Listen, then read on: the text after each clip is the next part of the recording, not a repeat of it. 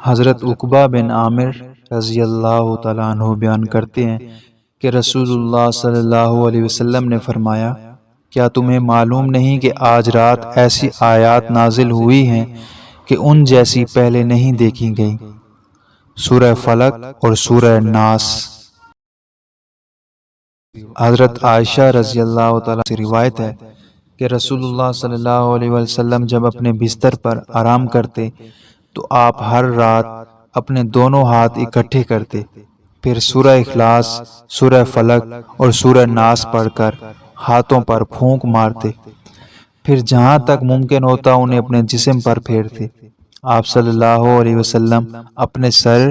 چہرے اور اپنے جسم کے اگلے حصے پر ہاتھ پھیرتے اور آپ صلی اللہ علیہ وسلم 3 مرتبہ ایسا کرتے تھے۔ حضرت ابن مسعود رضی اللہ تعالیٰ عنہ بیان کرتے ہیں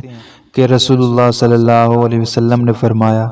جو شخص قرآن کریم کا ایک حرف پڑھتا ہے تو اسے اس کے بدلے میں ایک نیکی ملتی ہے اور نیکی 10 گنا بڑھ جاتی ہے۔